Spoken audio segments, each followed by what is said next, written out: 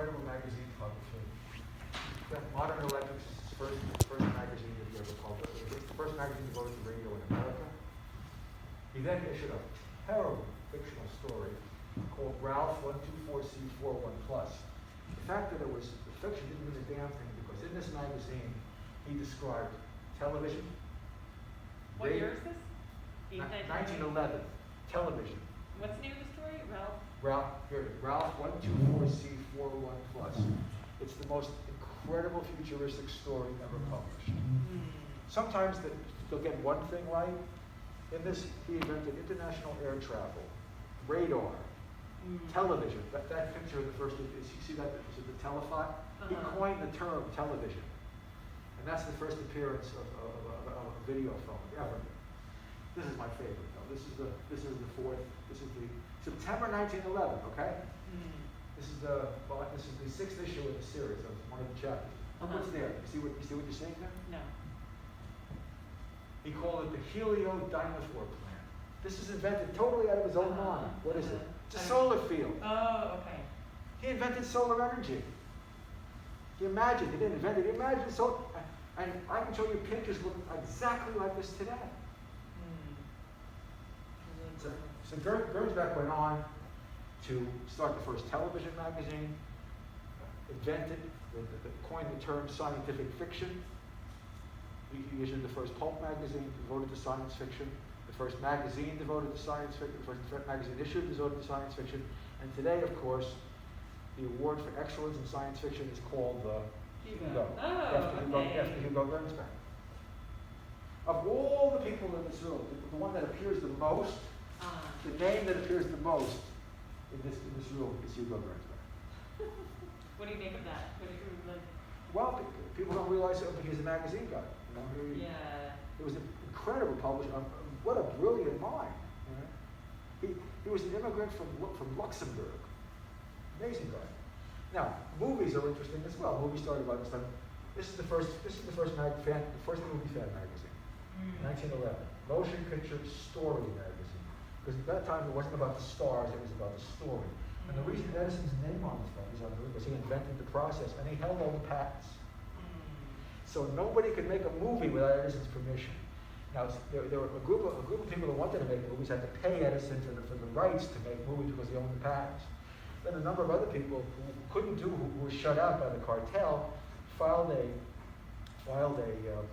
antitrust suit and won in 1915. Opened up the movie industry. And then that's what started. That's where people started moving to Hollywood and masses.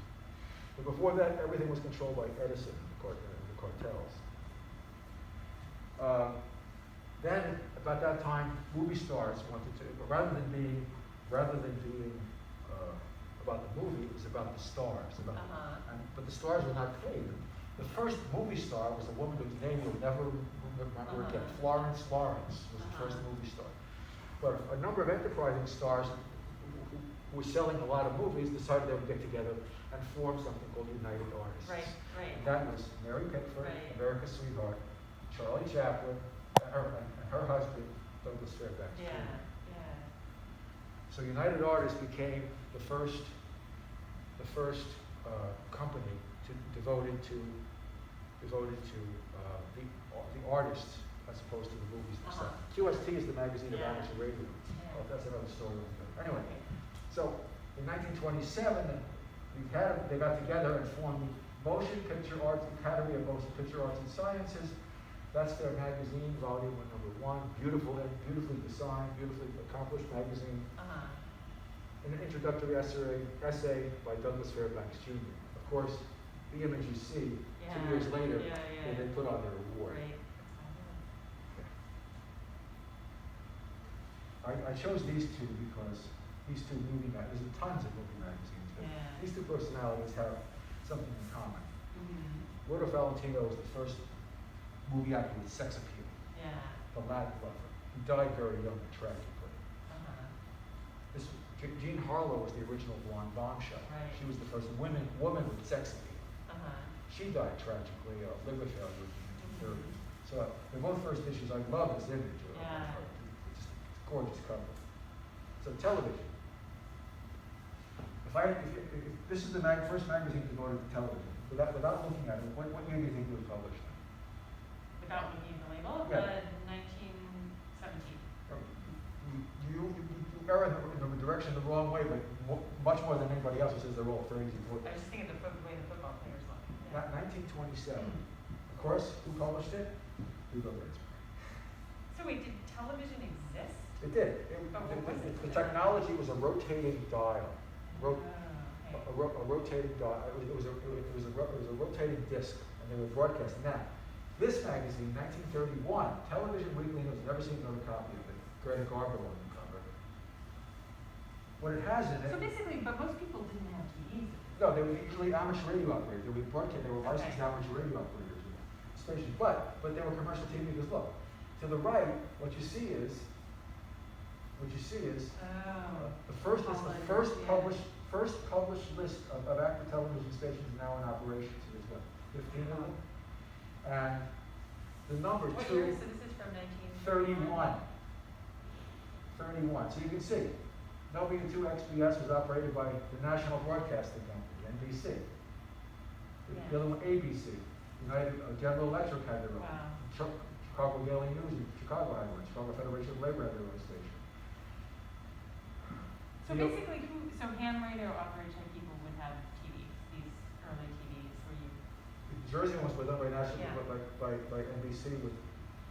Yeah, they would be able to broadcast it and look at the pictures. Now, what happened in the 30s is two inventors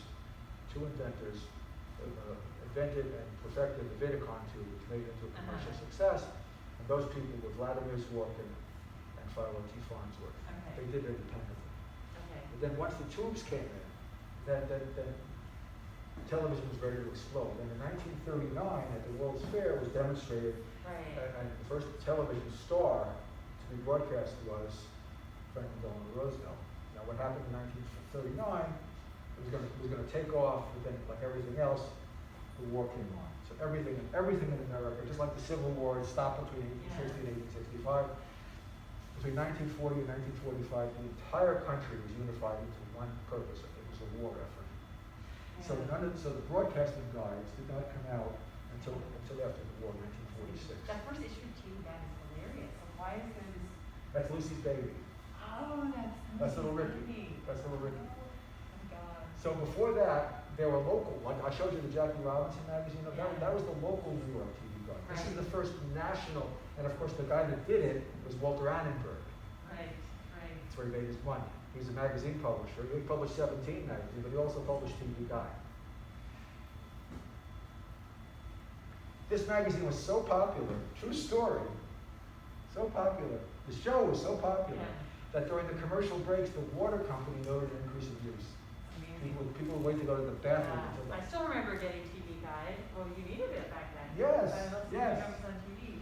This is the first weekly programming guide ever. I don't only copy anybody's ever seen it. Believe me, there's a lot of real wackos when I collect television stuff. I've never seen someone who's ever. This came. I got this magazine in part of my original collection that I bought in 1987. This comes from my 1987 collection. That's the one for you bought from the guy in Michigan? Right, and that Okay. comes from Michigan. Yeah. Unbelievable. Okay, so Sorry, that's the first programming guide? that's the first weekly programming guide. Yes. And this was a national publication? It was published in New York. Yes. It was probably Philips TV. It was not a national. It was a New York local publication for New York television. That's programming guides for New York stations. Okay, that's such a great cover. Wow. Bob Hope. Yeah. It says sample on it. Most likely, it was the Library of Congress sample. Huh, okay. But Did they send for like copyright? Exactly. Yeah. Exactly. Speaking of copyrights, Yeah. I told you about the humor life before. That's this magazine right here, which is more of a genteel humor magazine. The most important in the history of American humor periodicals, this is the most important part. My friend Rich West writes a long chapter on it, you can read about it, it's fabulous. Then shortly after which, this is a magazine of the Democrats, and then the Republicans published Judge. And of course, even in 1865, a humor magazine came out, and even Abraham Lincoln was doomed to escape. overseas, called the National Kill Code, 1965. So, Vanity Fair began as a British magazine when they had spy prints, but this is the first American iteration that was a human magazine, which was very important. They died, and then every other iteration of Vanity Fair afterwards is unbelievable. But Life was a modeled after the Harvard Math Boom, founded in 1870. Life specialized in genteel humor and nonpartisan politics. For a time, it became the most influential humor magazine as a model for the New Yorker. In 1936, it sold its name for $50,000 to Henry Lewis for his magazine and journalism. So, but you'll notice that this is volume number 1, January 4th, 1883, and it says copyright 1883 by J. A. Mitchell. This showed up on eBay. That's the original copyright from the Library of Congress. The blind stamp of the Library of Congress on the top. This document is what permitted Life, the name Life to be used as the title of the magazine. So this is the origin of Life.